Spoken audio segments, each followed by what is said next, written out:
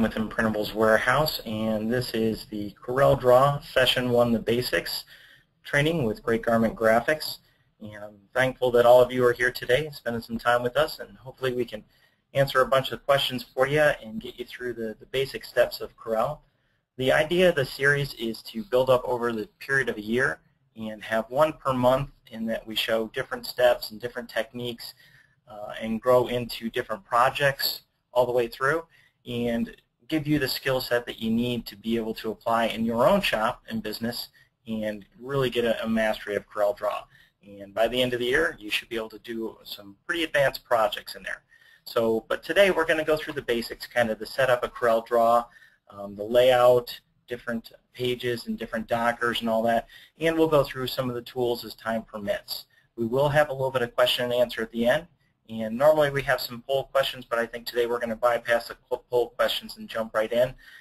We had a little bit of a mix-up on our end, but I think we're set to go. So, starting with the first one here, we're going to get right into the webinar. And please, if you have questions throughout the webinar, go ahead and post them on there. We will be picking through them from time to time to make sure that we get the information to you. And we will have that question and answer at the end. And this is being recorded. You can go back and view it later on. It should be posted up either tomorrow or the next day on the Great Garment Graphics website. So, CorelDraw, which version are you using? Right now, for today, I'm going to be showing Corel X6. It doesn't necessarily mean you have to be in X6, but some of the functions that you may see me use from time to time throughout the whole series might be specific to it, but I'm going to show you how to turn on the highlight feature within CorelDraw so that you can see what is new and what might not be available in your version if you're using an older one. Almost everything in CorelDraw function-wise that we'll be using is X3 and on up. So if you're that far back, we've got you covered still. But a lot of people also ask me what's the differences between them and should I upgrade or shouldn't I upgrade. I've been with CorelDraw since version 10. I think X6 is one of the best that they've come out with yet. It's a fairly stable platform. Not to say that it doesn't crash, because it has crashed on me, and I think just about any software out on the market has crashed from time to time. But it's one of the more stable environments I've seen, especially with the newer updates that they've had out there. And it's got a lot of great features that really make it worthwhile to me from the CAD cut point of view or digital print and cut point of view that make it a little bit smoother and easier to work with. So I'm a proponent of going to X6. So let's talk about the workspace setup. I've got on here on the slide, and we're going to not spend a whole lot of time on the different slides. Most of the time we're in these webinars, we're going to be in CorelDraw itself, but we're going to talk about the color choices and different palettes that are out there, get into the different dockers and how you can set up the actual working space that you have, and then how you can save it. And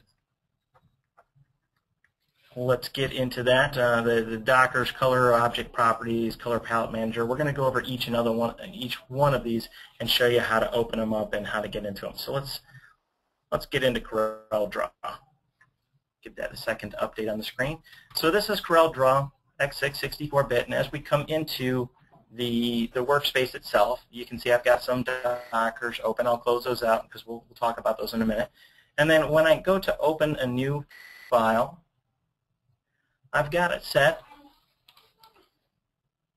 so that it comes up and it asks me some questions.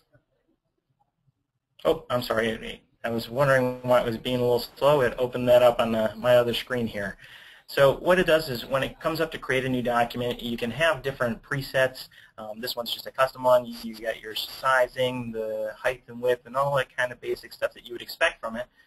And it's got a primary color mode. That means what primary color grouping are we going to use, or what model of color are we going to use, RGB or CMYK. From a digital print and cut standpoint, I always recommend that everybody work with RGB.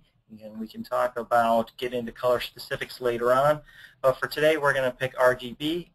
There's nothing wrong with going CMYK, especially if you're doing CAD cut projects. Either one will work fine for that. And then you can drop down each one of these and you can get real specific on your color space and what you're doing. But for today in the basics, we're just going to go over that we set up our page size and a primary color mode. and we'll hit OK. You could even disable that if you don't want to see that in the future. So this is the basic working space in Corel. And like I said, I'm going to have it so it highlights what's new. So if you're using an older version, you upgrade to X6 and you want to be able to follow along with what's new, you can go to the Help section up here and go to Highlight What's New, and you can even pick from which version that you were working with before. So let's go back to X4. I think there's a lot of people out there with X4. And now you can see already there's a little highlight here. There's some highlights over in this area and up top, which means in those different areas, it may not be that specific button, but there's something within it that is a new feature within it. So say like we click on this one, you can see all these have new features in it. All those do too. Usually there's one or two that don't. And the Snap to, that wasn't up there before. So you can see that there's a bunch of new things, and each one of the different menus, if I drop it down, it shows that there's a little highlight here for this one. This is new since X4 as well. So you can always change that. Maybe you are on X5 and you want to only see what's since X5. Again, you could click on that, and you see some of those highlights went away. Some of the highlights went away. So it's a handy little feature, especially when you're upgrading and you're sitting there going, I really don't know what changed. That highlight there will kind of lead you to an area, and you can explore it and figure out what's going on with it. So we'll set it back to X4, which I think a lot of you guys are probably on. So let's talk about the dockers themselves. The dockers are handy tools to have open, and they allow you faster access to information and tools within the graphic. So say I've got I'll do a quick graphic with a couple of squares in here and give them some color, just so we can see what some of these dockers do. And we've got two squares with some color in it right there in the graphic. If I want to access dockers and have them on my screen, I've kind of closed them out there, but we'll go to Window and then Dockers, and you can see all the different dockers that are available to us.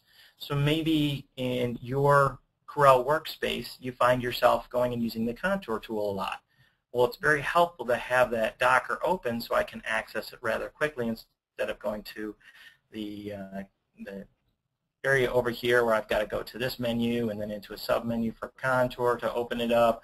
Or maybe it was even a little bit deeper and I had to go to Edit and somewhere in there and get to the actual place that I want it to be. By having the dockers open, and I'll expand these out, this little double arrow thing here is expand out the docker. I have all these tools readily available. And I can even collapse them whenever I don't need them so I can maximize the viewing area within CorelDraw. Very handy to have them open.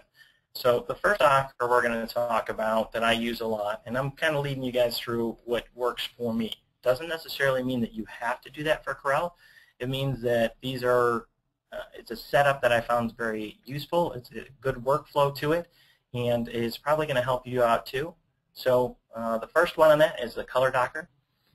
In here, I can grab this particular item right there, and if I want to, I can change the color of it within the color docker, and I have a lot of choices within here. There's a little tool down here, this little lock symbol, auto apply color, links the color picker to the fill or outline, so that color is updated automatically. Sometimes you might accidentally have clicked that, and once I click on that, I can see that green is the color that I picked there, but if I click on blue, it changed that to blue right away. But it also went to the RGB palette because that's what my color was in when I did that. So I'll hit Control-Z, which is undo, and I'm a huge, huge proponent of keyboard shortcuts. If you've watched any of my previous webinars or been to any of my training, you'll hear me time and time and time again. Learn keyboard shortcuts. Yes, there's a little arrow up here that's undo, but it's a lot faster for me to reach over the keyboard and just hit Control-Z. And as we go through, I'll point out the keyboard shortcuts as they show up on the screen so you can start identifying where they're at as well. So I could change up here. Maybe I don't want to be using RGB, or I don't like these lines set up this way. It's not what I'm looking for. I want to change that green and get into one of these colors. Maybe I'm going to use the color mixer. And I can drag this down into color there, and that's the color I want right there. When I click on fill, when I've got this selected and I click on fill, now it's changed to the color that's up in there. I can also go to the sliders, and I can change the tint and hue of this using the sliders. Hit fill again, and now it's changed it and updated it. So you can see how you can control color quite quickly through this. I can even use the picker tool grab that, and maybe I want this color right here. Select that. It updated the color over here, and when I click on fill, now it updates the color on the block there. So I use the color docker quite a bit for picking out different colors or maybe identifying a color. It's a very easy way to do it. If I select this blue one here and I click down the fill, the lock automatically pick it. It comes right to that blue color that it was. So that's a way for me to identify the color that's in there. So the color tool, very, very helpful. You can even go through your spot color. Right now it's in the palettes. Maybe I want to be working with a spot color system. And oh, I messed up there. Sorry about that. I go into the spot color system and I can choose different palettes. It's under my palettes right now, but I could go into the palette libraries and maybe pick a spot color library, and I'm using the roll-in colors. I can pick that system and so on and so forth. So there's a lot of different ways that you can work with this color docker to control what's going on in the graphic itself. So that's the first one. The second one that I use a lot, I'll change that guy back. The second one that I use a lot is object properties. This one has so much control. It's kind of an all points access for the graphic I'm working with. I've got this block right here. I'm going to bring it on over, and as soon as I clicked on it, you should have seen that the object properties docker here, it updated with more information at the top here. I've got my outline tool already in here. I can change the width of it. Maybe I want to go a little thicker on there. I can change it from inches to any other types of measurements that I want for this. Maybe I'm doing points or pixels. Leave it at inches. I can change my color within the color here, not just go into the color docker, but I can access it from here. And maybe I already have the color on the screen. I want this magenta color over here. I can grab the eyedropper tool, pick that color, and it automatically update it for me. I can change the style of it. I've got all sorts of options and choices in here. If I'm doing a dotted line, I can make a custom dotted line for it. There's a lot of control within this here. Control the miter angle of the miter limit of the corners when it changes over. Maybe I want to round those corners out. And if we zoom in on this guy, you'll see that it used the rounded portion there, and it changed the way the corner worked for the outline tool. That's just in one portion of it here. Next, I can get into the fill portion of it. And normally, we would go to the fill tool and then expand that out, and how do I want to go with this, and select the different menus throughout there. But having this object properties docker, everything's all in one spot. Now I can play around with the color of that object in there. I can choose maybe a gradient fill, and I can go and change my colors in there. I want it to go blue to yellow now. I can do send it from the center, a conical or radial fill, or however I want to set up, or square. We can adjust all of that in there and even pull down right in here and make it interactive, that I want that to come from the side over there. We can change the angle of it, how many steps are in that fill. There's a lot of control right in here. Maybe I want to go to a pattern fill or texture or postscript. Let's try a pattern fill. And when I open this up, it automatically applied the first pattern that was in there, but I can go more in depth directly from this docker. I can choose the pattern. I can also select more, and it might come up on my other window here. Give it 1 second. It's acting a little slow for some reason, of course. There we go. And because it's with X6, it has this content that you can get from the web. So what it's actually doing is it's reaching out to the web and looking through the Corel libraries out there and giving me access to all these other patterns that I wouldn't normally have in there. Now, some of it's free and some of it is a premium service, so you would have to sign up for their either monthly or yearly subscription, and then you would have access to a lot more within here. So I'm not going to do that right now, though. But I could also adjust the height and width of this pattern here. Maybe I want it a little bit smaller. Let's make it like 0.5 by 0.5. And you can see now it's a much more dense pattern in there. I can change the angle and skew and so much more within this. So by having this object properties over here, I can do a ton with the graphic before I even really dig into it, without going into all these different submenus and everything else. I also, with that rectangle selected, have all my normal rectangle tools up here, all my corners, and keeping my corners rounded or having them chamfered or the scalloped corner. I have all that right in there as well. So you get multiple menus whenever you're working with an object. The next one on here is the Color Palette Manager. So let's actually change that guy over, make it a little bit more consistent. And I can zoom, I can move around the screen a little bit here and zoom in, or I can use my scroll on my mouse to zoom in and out. But a handy trick that I use all the time, and let's make sure it's up here to show you, for the zoom, full screen preview is right there, and I can zoom into other areas. The one keyboard shortcut that I use a lot is F4. F4 fills the screen with the objects that I have on there, so it zooms right into those two, and it's a real handy tool to be able to say I'm way over here and I'm doing something, I've zoomed out too far, I just press F4 and it fills the screen with what I was working on. Okay, so we've got that set up there. Let's go to the Color Palette Manager, was the next one I had on my list. The Color Palette Manager gives me instant access to all the different palettes that are within CorelDraw. Anything that I've created myself, or all the standard palettes that come within it. So from here I can control what I'm seeing as my color palette. Now I've set my color palette up on the side over here. It doesn't mean you have to have it there. Some people like it up top. You just have to grab this little area here where it's got 3 dots at the top of it. That'll drag it out, and I can put it on the bottom if I wanted to, or wherever you want that color palette. I personally just like them on the right-hand side. It's a little easier for me. Now, say I'm going to be doing a design and I'm working with it, and I want the customer is asking for Pantone colors, and they're using a solid coated system. So I want to be able to use that. So with my palette manager, I can open it up, and I've got already expanded here for the palette libraries. If that had been closed, I would just simply hit the little triangle that's next to it and expands it out. And the Pantone libraries are spot color, so I open up the spot and went down to Pantone and the new Pantone Plus system, and I pick solid coated. And you don't just click on it here, that just highlights it.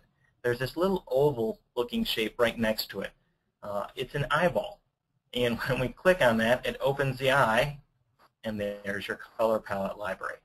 Now I can control these independently as well. We showed how moving them all around, it doesn't move all of them. So I can just take this one, and maybe I want my Pantone library at the bottom, and I want my RGB palette over here, because it's infrequently I use this, but I do like having it open so I can grab different things from there. But I use the one over here more often, so that's right there. So you can kind of change these however you want. Remember that little eyeball there? If I wanted to shut it off, just close the eyeball. Now when I open it up again, see it defaulted to where the first one was and not back down to the bottom of this. So realize that if you close them, it's going to open it up back to where next to the other spot color palette, or other palettes, not necessarily spot color, but the other palettes that are open there. So very handy on this one, and those of you out there that are using digital print cut devices, specifically the Rolands, they do have all of the Roland color libraries in there, including the metallic, VersaWorks, which is your cut contour, and the spot colors for it, and also the color system library. So that came in Corel X5 and later. In X4, you had to add them in manually, which is a little bit more of a process, and it was in the custom spot color palette. So now they've got them already integrated in, which is a real nice feature for us because it speeds up our workflow. Next on my list was color styles. So let's open up the color styles docker here. Now to open up any of these, I'm a little remiss here. I didn't show you guys how to open up every one of them. Any one of the dockers, we went through there and we went to window and dockers, and we saw all of these in here, and I showed the contour one. But say I want to turn one off. Like I don't need the hints anymore. When it's checked right there, so all I have to do is click it again, and now that hints docker, even though it was kind of buried over here, is now no longer available to me. And I can always open it back up by going to window and dockers and open up any one of them. So if you accidentally hit the little X button right here and close out all these dockers, or an individual one, say like color styles, we'll close out the color styles, and oops, I didn't mean to do that. I need to bring that one back. So window, dockers, and to color styles. I think it's down at the bottom here. There it is. And when it opens up, sometimes it'll open up at the top and you've got the rest of them at your bottom. All you have to do is drag and drop those where you want. I could even take this one right here, and I want to put it over on this side now. So I drag it over to there, and now all of them are there, or I can separate out just the color palette manager I want over here.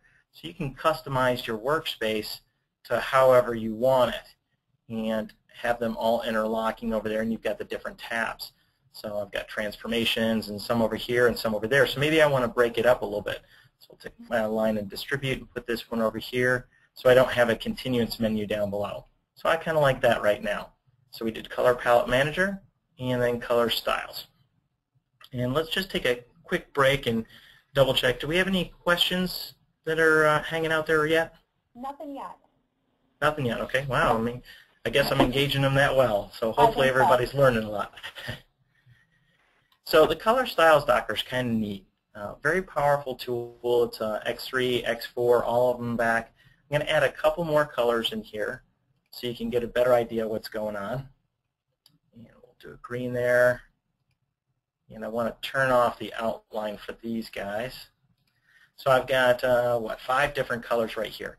If I grab everything that's on here, actually one more thing I'm going to do. I'm going to right-clicked while I was dragging it, so I left-click to grab it, and I start to drag it, and I tap my right-click button, and it makes a copy of that one there. So I've got a couple that are green out there, and then I've got these other colors. So I'll grab everything that's here, and I drag it over there to add a color style. And what you'll see happen is it lists out all the different colors that are in the graphic that's on the screen right now. So with this, I can fairly quickly say I want to change that green. That green's not the color I want in this graphic. And I know it's throughout the entire graphic there. I'm just going to change that. And now the customer says, I like it, but I want that green portion to be red. So now what I can do is I can come in here and I could either go through all my different palettes if I wanted to pick a spot color or something like that. Or maybe my palette's already open over here and I know I just want to grab that. When my palette's open, it's real easy to grab the color eyedropper. Just come on over and select that.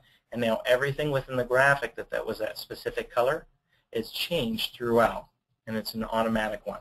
So that's a real easy way. Say I'm working with a graphic that's got a ton of objects. I've got 200, 300, 400 objects, and they've got several colors in there. And it's a local school mascot, but they're looking at changing the base color for the garment that it's wearing. Well, we can use the color styles docker to drag that through. The only thing that changed in between X4, X5, and the new version of Corel X6 that for me I don't like as much as the older versions is that anytime you bring something over to the color styles, it now has named it. When I select this red right here, it's not RGB red, it's color style 10. So if I needed to have a color name for it, it's still the RGB red for value. But this color style 10 right there, I need to change over and name to a spot color if I need it there. Or we can go through different view options and convert to a different color mode or spot colors here, so I can convert it that way. Right now I could convert to CMYK or spot and then select that spot color. Whereas before in X4 and X5, and I believe in X3 as well, when you drag them over to the color style docker, it would leave them as the names that they were. So maybe it was RGB red, or it was Pantone 232C. It would leave it that. And now I have to go through an extra step in there to do that.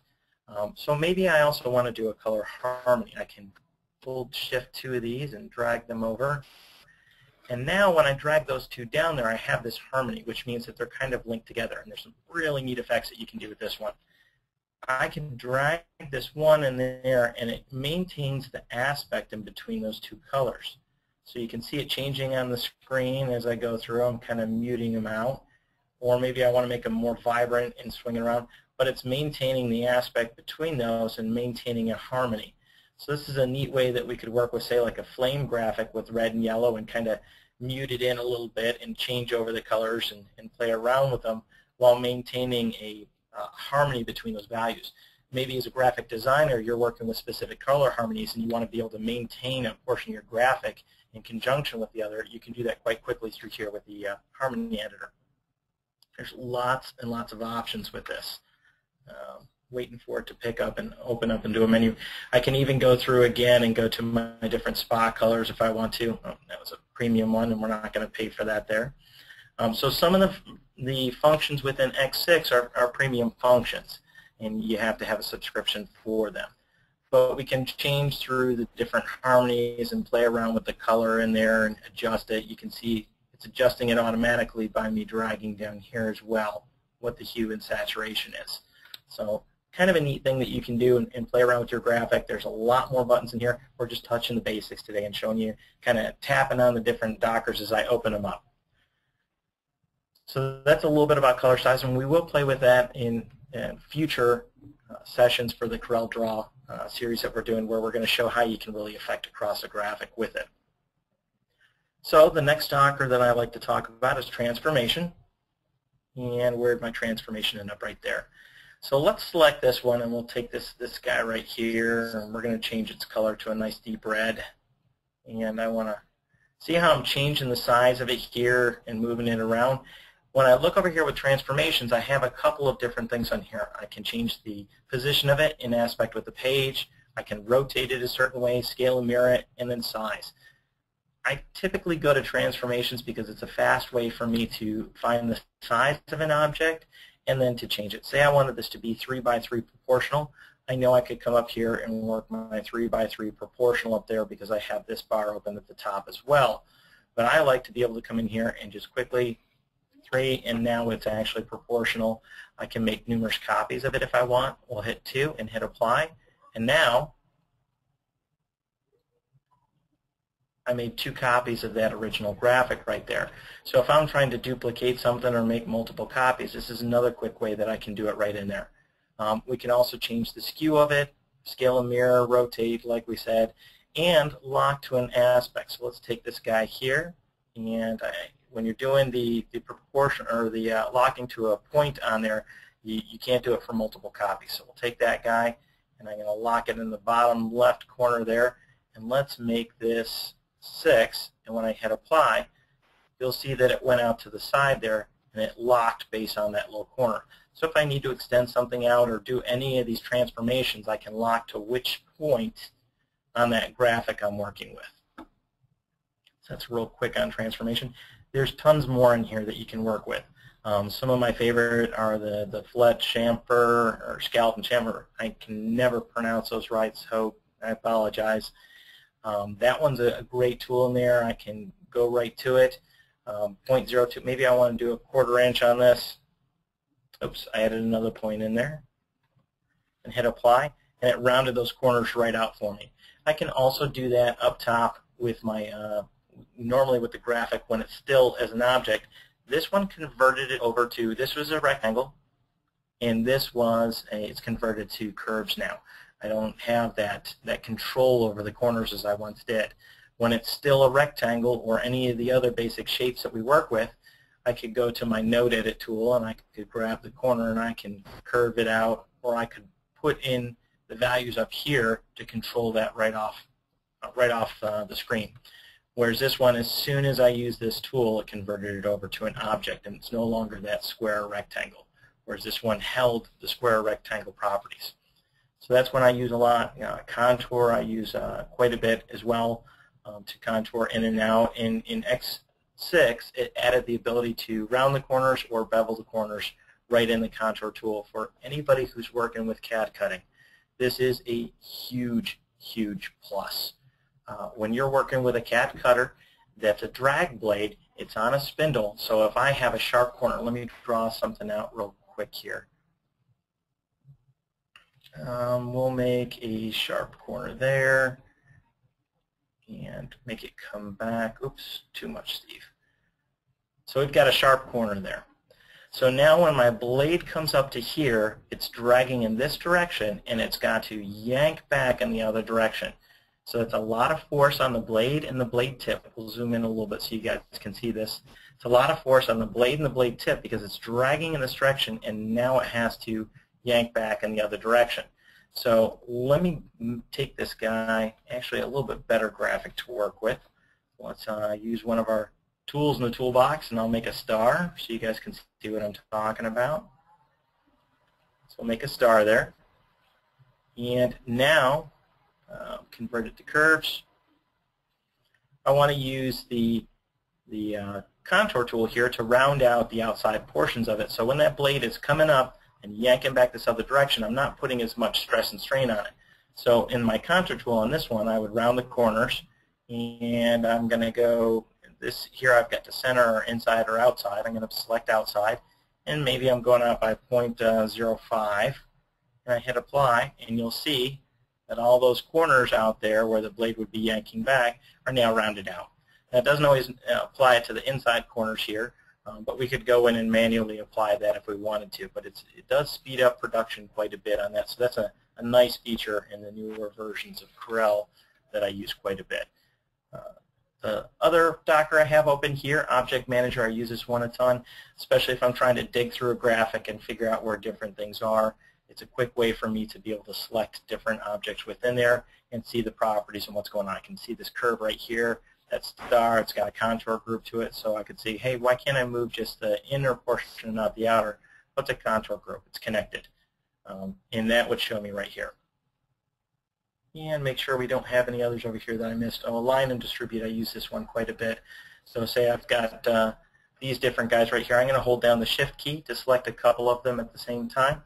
And maybe I want to align and distribute them. I want them all to be to the bottom. So right there, it's align them all to the bottom by just clicking a button. So I've got all my different tools right in here for being able to control multiple objects. Very handy when I'm working with with a lot of graphics and that I need to line things up, or maybe I'm doing a bunch of names on a grid and I want to line them all up to the bottom or to the side or something like that. I can do it very quickly and easily in here. So that's kind of an overview of the different dockers and the workspace setup that I use.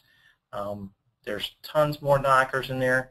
You can customize it to however you want. Maybe you're going to be using the envelope tool a lot, or the bevel, or whatever you're going to be using. It's just you can set it up however you want. Once you've got this workspace set up how you want it, you'll want to save that setup. So if for whatever reason, say your computer crashes and you need to reset up Corel, yes, you could go back through and open up all those dockers and everything, but it's very handy to be able to have it already saved so that you can go to it. Maybe you have several designers or several people that use the same computer and they all have their own personal preferences. You can save each one of those workspaces and have even Corel ask you when it starts up which one you want to use. Now to do that, we're going to go to Tools and then Options. You can also get to it in Customization either way. And there was that Control-J there. I have to bring this over to open up on my other screen. Let me cancel so I can show you again. Tools and Options, and see it says Control-J. Anytime we open up any one of these windows, you can see if there's a shortcut, it's got it right there. So those are the shortcut keys. So we'll click on Options. Going to open it up on the main screen. And to Workspace, when I click on this, I can create a workspace in here. It's already got a couple default spaces in there, and I'm going to make a new one. Open up on my other window there, and we'll call this Steven. This is my workspace, and Steven's setup. And set as the current workspace. So when I hit OK on this one, it should save it in there for me, and then I could click on the Select Workspace at Startup. So next time I open up CorelDraw, it would show me the different workspaces and ask me which one I wanted to use. So again, if you have multiple people, that's a handy way you can do that. You could even go to export this setup and save it onto a disk or a flash drive or something like that. And if you're going in between shops, there's some people with multiple shops or multiple computers, and however they're going, you could take that workspace setup with you and go onto another Corel, and as long as it's the same version, you would be able to import in that workspace so you have your custom workspace with you. Kind of neat feature. So we'll hit OK. I don't want to select it at startup because it's just me on this computer. So again, that's the workspace setup. I'm going to show you how to customize a couple things. One tool that I use all the time when I'm working within CorelDraw is I'm constantly going on my view over here in between simple wireframe or wireframe and enhanced. And you'll notice that there's an Alt-W and an Alt-Q there. The default for CorelDraw in all versions does not have those in there. So regardless of how you've set it up, there's nothing at the end there until you set it yourself. I've picked Alt-Q and Alt-W for my go in between for wireframe and enhanced. And by doing that, now I can simply go to the keyboard and I press Alt-Q and I can see wireframe right off the bat, which is very helpful for me if I'm working with a CAD cut graphic and I need to see if I've got overlapping lines or how they're setting on one another and where I need to trim and weld and do all those other features. It's very handy for me to go right into the wireframe, and then as I'm working I can go back to the enhanced or normal view there. So how do we set up these custom shortcut keys?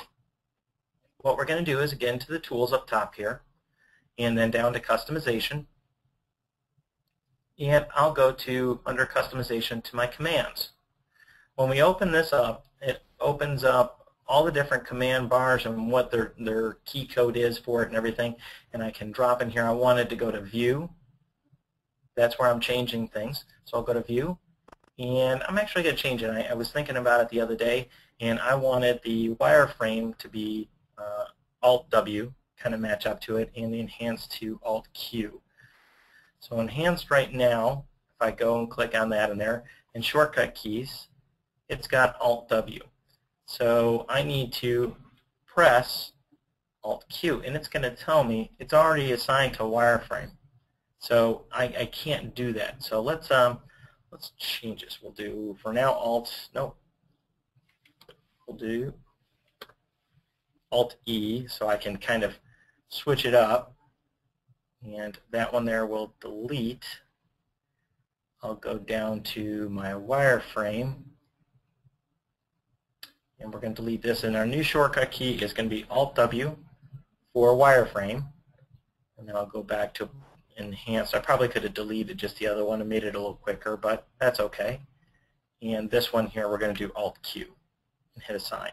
So now that it's assigned in right there, and I'll go to double check my wireframe. Oh, I was in wireframe, not simple wireframe. I can see Alt-W right there. Don't hit cancel, you have to hit OK in this one. So once I press OK, it'll update that space, and when I go to view, you'll see that wireframe is now Alt-W and enhanced is Alt-Q. So you can set up the shortcut keys however you want to do them. If it's got a conflict in there, it'll warn you on it before it allows you to finish it up and go on. So it's a pretty quick way to set up some faster shortcuts and faster way to work within CorelDraw. So that's our workspace setup. Let's go back over to the slideshow. And now we're going to get into the toolbox and talk real quick about a couple of these because kind of running a little long on time, but we've got the whole year to work on this. We're going to go quickly over the pick tool, shape tool, zoom, some of the drawing tools and shapes, and a little bit about text. Again, this is basics and an overview of CorelDraw, and in each subsequent session we're going to keep building on those skills until we get to the point that you guys are doing advanced projects. So the first one's the pick tool. It's this guy up here. This is the toolbox on your left-hand side. That's where all the different tools that we're going to use throughout our time. Very handy way to grab each and every one of them, and you can customize that, but this is the default setup for CorelDraw. So I've got the pick tool, and then I've got a freehand pick. The freehand pick simply lets me draw an area around something to pick it, whereas the pick tool, I can drag to click and have it there. I can also draw the, back to the freehand tool for some reason. So I can also draw that marquee box around it. Now, if I'd only drawn part of it, it didn't grab it. But if I hold down my Alt key and grab it, as long as it touched part of it, while I'm holding the Alt key and doing this select, I'm able to grab both of them. So that's a handy little shortcut for people as well. So the pick tool just allows me to grab different items, and there's two different types of pick tool. The freehand pick is a new one. Next on here is our shape tool. The shape tool has all sorts of neat little things in there. It's got the shape tool itself, and then we've got down through here smudge, roughen, free transform, and then these new guys, smear, twirl, attract, and repel. Pretty cool tools that you can play around with, and we're going to be playing with them throughout all our different jobs. But let's start off with the shape tool. When I grab the shape tool and I select an object, we can see this has got the dotted lines around it right now, whereas if I select this one here, it's got the dotted lines, but it's also a curve. It shows me 8 nodes down there. When I select this one, it says it's a rectangle, and I'm editing corner roundness. And when we kind of discussed it earlier, when I did that, the tool, the chamfer and fillet over here, it converted this to a curve where it still sees this as an object. So when I'm in the shape tool with an object, such as a rectangle like this one here, and I grab the corners, it tells me editing corner roundness, I'm just rounding it out. I can't grab an individual one in here and change this graphic around by a single node in there because it's still an object. But if I were to right-click on this and convert it to curves, or Control-Q, shortcut key, now there are individual nodes on there, and I can grab one node and I can adjust this out however I want. And it also shows me it's a curve with 4 nodes. But I no longer have that ability to round out the corners from this rectangle. So by converting the curves, I have removed the property of that of being a rectangle or an object within CorelDraw, a specific named object, and I've changed the ability to do different things, but I could still go over to my fillet and chamfer, and I want to do that 0.25, and I hit apply, and it applied it to just that one. But I could hold down my shift key and select all the rest of them and do apply, and now they're all rounded out there. Let me move this so you can see this guy a little bit better. So you can see I rounded out the corners that way. So once we've converted to curves, the shape tool has a different purpose, and it affects the object differently. The smudge brush, and if you hover over any one of these, it'll kind of come up and give you a quick little description of it. Changes the shape of an object by dragging along its outline. So let's try that smudge brush right now. We'll grab it here. And to make you see it's a little teeny tiny dot there. To make it bigger, I'll hold down the shift key. And it should have made it a little bit bigger for me. Now let's make this size bigger. Make it a little bit bigger nib. And when I start dragging it around the outside of that object, you can see that it's smudging it along there. And it's kind of like playing with paint, like oil paints when you were a kid. As you drag them through each other, you can see it's picking up some of the other edges along there. So it's smudging through. You can do some neat effects with this. It's up to the individual and what you're doing with it, but realize that's all still a vector object. So if I go to my view in wireframe, or Alt-W, you can see all the different nodes and everything it created when we did that. So there's a lot more going on here once you've applied this different editing tool to it. So let's go back to our normal view and try one of these other ones. The roughen brush, it roughens and distorts up the edge, and you've got a lot of different settings for this one. Let's increase that, make it a little bit bigger, and you'll see that as I bring it down, it's kind of roughening up that edge. And I've got some tools here. I can tell it how I want it to go, the tilt and offset of it, and you can adjust it quite a bit. But it's just another way for changing the outer edge of this object.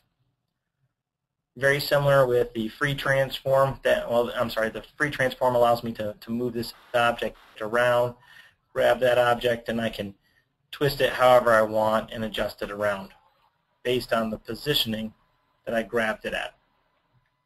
So I don't use that one too terrible much myself. The new guys in here, smear, twirl, and attract, and repel. Let's try the smear. I want that a little bit smaller. We'll hold the shift key while I'm dragging in to make it a bit smaller, and you can see it's smearing it on inside. So you could make some nice, it kind of almost looks like waves going in right there, or maybe teeth on a saw or something like that, so you can do some neat effects in there. And realize it's changed the nodes on that. If I go to my node edit tool, we'll see that I've got a whole bunch of nodes that added in by all these different tools and working with it. So I highly encourage everybody, try the different tools, play around with them, see what they do. Let's go to twirl and zoom out a little bit. Twirl's neat in that it literally takes the nodes and, as I press and hold, twirls them. So I can make some nice little effects in there. And you can change the direction and how it's doing it, how fast it's going. There's all the controls up here. And then we've got attract and repel. Attract, it's going to pull this towards it. See how it's pulling it out? And I can keep working on that if I want to. And then I've got the repel. We'll do the repel, and it works in the opposite direction. See, I can kind of chase it around, and the longer I hold it there, the more it pushes until it gets to the edge of that circle that I'm working with. So some neat new tools to play around with for your designing. We'll go back to shape. The zoom tool is next on my list. I'm going to hit F4. If you remember earlier, F4 was my way to zoom out to the entire screen. Let's delete that. So I can also go to the zoom tool right here, click on it, and I can drag around a group of objects to zoom into them. And you can see it's also got the pan tool. The pan tool grabs a page and drags it around. One thing that I've been using Corel for a long time, but I missed myself, is that even with my pick tool and I'm in my normal screen that I work in, there's a little icon over here. It's this magnifying glass, and I can go over there, and once I hover on it, it gives me a crosshair. When I click in there, it gives me the ability to pan around in my graphic to wherever I want it to be. It's not a zoom tool, but it's kind of a pan tool without going into the zoom menu. So I discovered that not too long ago, and it was one of those aha moments for me. I'm still picking up new tips and tricks all the time in Corel. There's so much to learn on it. So the drawing tool, Bezier and shapes, let's touch real quick on that. The different drawing tools, there's a lot of them in here. My favorite right now is the Bezier tool. We're going to be playing around with each and every one of these as we go along. But real quick on the Bezier, I've got a point, and I can drag those points as I go along. Something a lot of people don't realize is that point right there. If I double-click on it real quick, left-click, you'll see that that other control arm went away. And if I zoom in on this guy, now I can use that as a control point there, a cusp, instead of a regular rounded point in that. So there's a lot of tools you can do with that, a lot of tricks you can do with that one there. And I do want to get to some questions. That's why I'm kind of hurrying through a couple of these. We will come back to them in the next session. Shapes, working with the different shapes. We've got the rectangle, ellipse, and polygon, and then got basic shapes. Each one of them gives you several different ways to draw. These little triangles at the bottom right-hand corner, if I hover over that one and click on it, you'll see that there's a rectangle tool, and then there's three-point rectangle. The three-point, I draw a spot, a point, and drag over to here, and then draw up. There's my rectangle. Whereas with the regular rectangle tool, I'm drawing out. And you can do different tricks like hold shift, it expands out from the center as you go, or control, it keeps everything proportional. So there's different ways of controlling that. We'll be playing with those as we do different projects. And then text, to get into our text is this portion right here. If you just click on that and do text, you're kind of robbing yourself. To really get into text, you should use one of the text dockers, or if you simply drop down the text menu, you can see all the different things you can work with in here. And in future projects, we are going to be working with some of these and showing how to set up some graphics and using the different tools and filling to an area, fit text to a path, and all that. So quite a bit you can do there. All right, let's go back to the PowerPoint.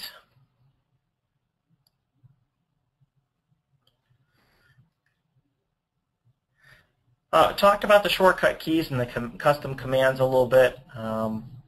Saving the workspace, we worked through that one there. The next webinar for this one is on February 26th for Corel.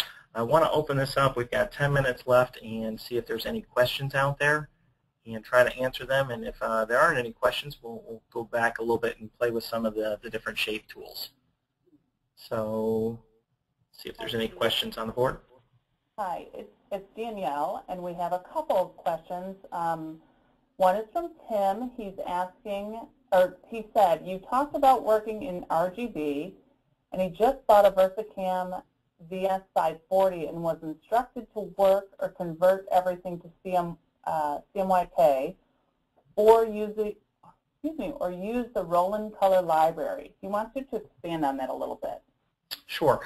This is a little bit more Roland specific on it. It actually applies to anybody out there that's got DTG, is using sublimation, or anything that's a digital print product along that line. The Roland Spot Color Library is a library for the VersaCams, and it's a way for us to print out a chart from VersaWorks. I do have some good videos on this, so Tim, contact me afterwards, shoot me an email, and I'll make sure you get those links to be able to understand and see how to use the Roland Spot Color Library to get accurate matching. But the output of these machines is generally larger than a standard CMYK workspace. The CMYK swap workspace, which stands for single web offset printing, is across the industry for large format printing. We're talking like the Heidelberg presses and stuff like that, where they're using specific ink channels. It's a way for them to calibrate those machines so that they're identical in their output. Well, the ink sets on a lot of machines, the Rollins in particular, and also for some of the DTGs and sublimation out there, it's larger than the swap CMYK. So when I go to CMYK within CorelDraw, let's see if I can bring it up here under color management. And if you're using CMYK, you'll see for CMYK, it's US web coded swap version 2. That's smaller than what we can actually produce out of those printers. So if you convert everything to CMYK, you're still going to get accurate reproduction because those printers can hit that CMYK, but you're actually losing color that you could have produced from that device. So you're kind of robbing yourself by doing that. By working in RGB, which is a larger workspace, it's a larger color space, we can have more of those colors captured in our output device and not lose it.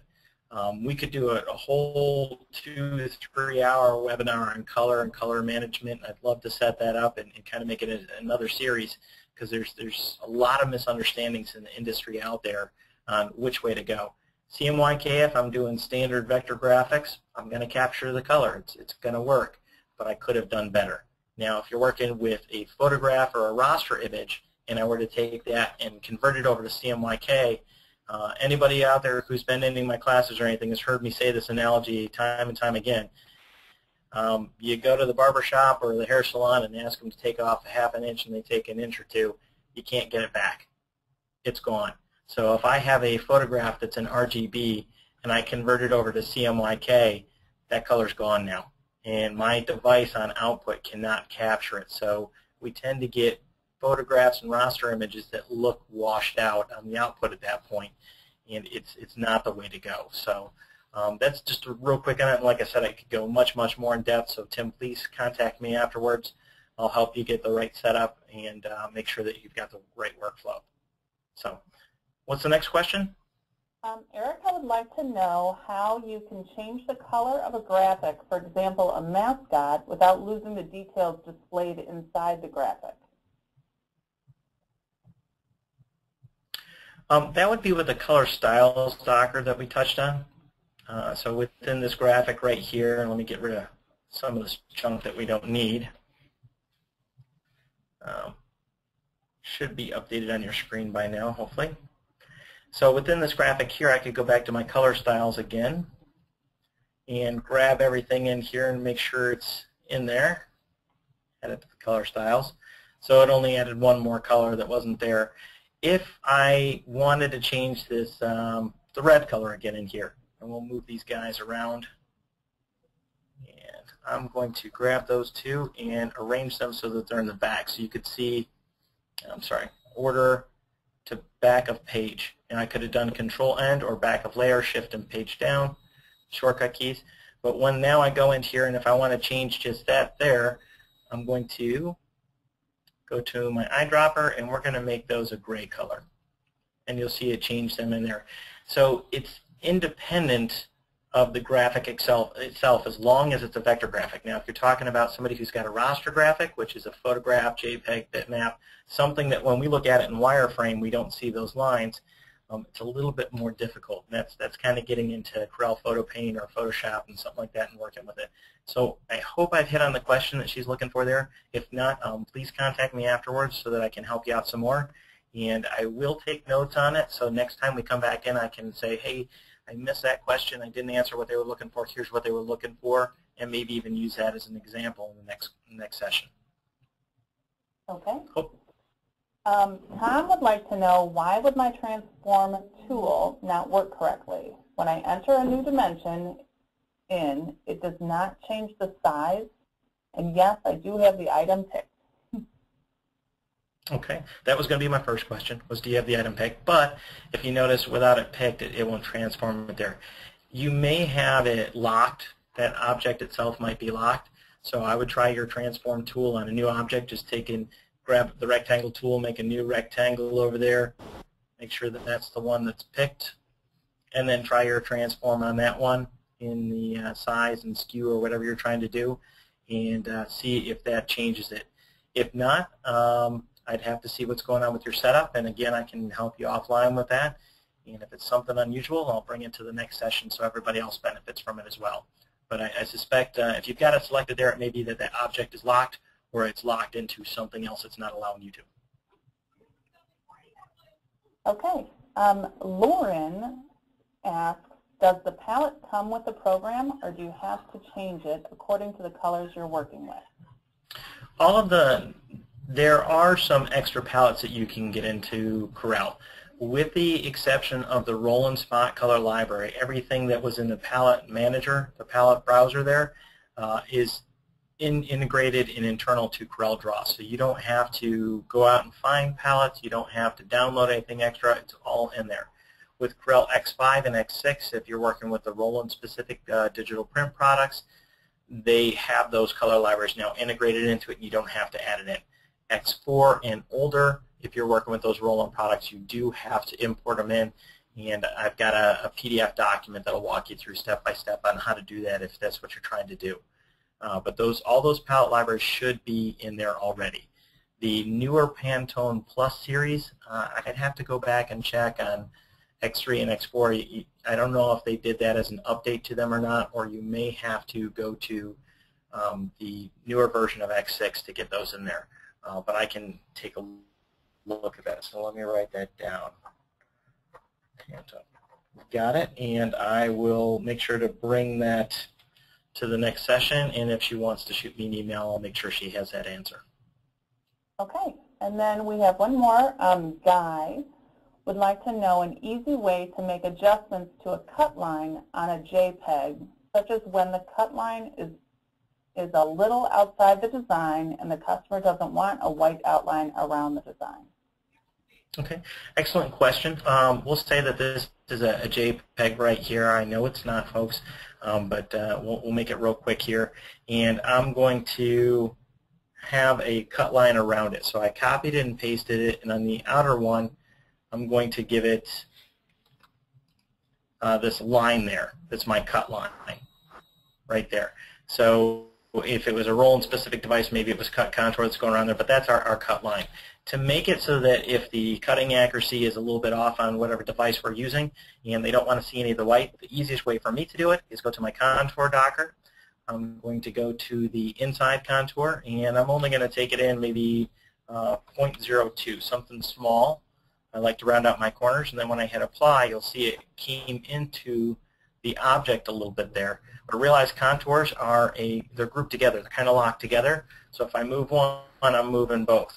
So I'll put those two back, and I have to go to Arrange, Break Contour Group Apart, or the shortcut key Control-K right there.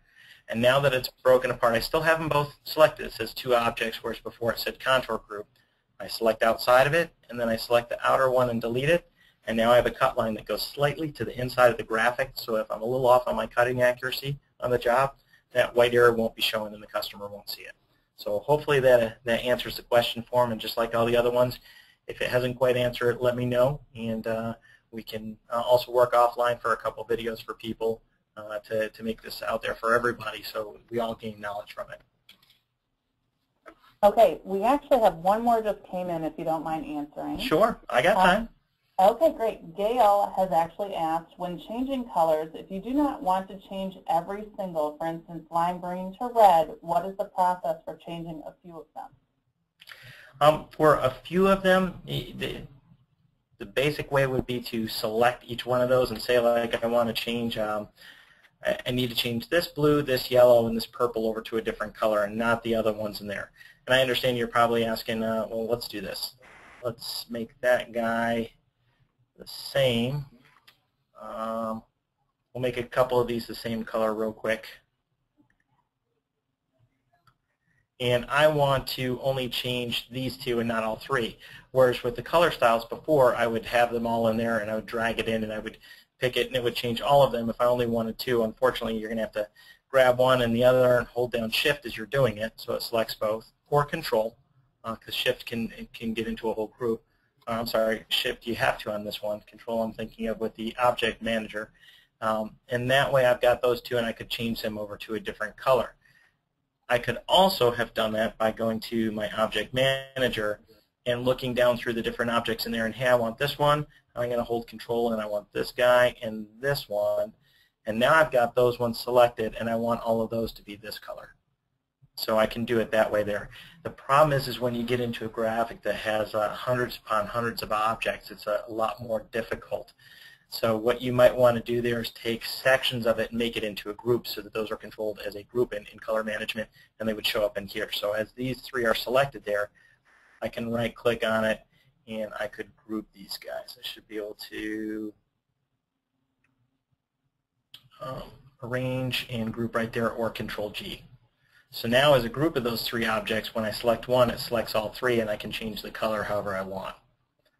So, and if that doesn't answer what she's looking for, maybe I could take a look at a graphic that she's trying to work at it on and use that again in examples in our next class. I think we're going to, as we continue with this series, we're going to take some of the questions and examples from previous classes and bring them to the next one so that everybody can benefit from those. Great. Okay, I think that is actually all. That's all the questions we have for today. So up on the video screen right now, we've got my contact information there, and we'll go one more slide to finish it out. 518-630-6655 is my direct line on my desk, so if you have a question for me, you can give me a call. And then my email is steven@imprintables.com. The next webinar is January 31st, and I forget what the next webinar is on. Do you remember, Danielle? I'll be honest, I'm so sorry I don't. Oh, that's okay. We're a little behind today on things, but there's another one coming up on January 31st, and my next one is on the 26th of next month, which will be session 2, and I'll send out an email to everybody that was here today to remind you so you can sign up for it and keep going along with the series. Again, please let me know of any questions that I can help you out with or suggestions for future webinars, and I want to thank you again for spending the afternoon with me and taking time out of your day. It's a pleasure being able to teach everyone out there and help you guys out expand your business. So thanks for stopping by. Thank you.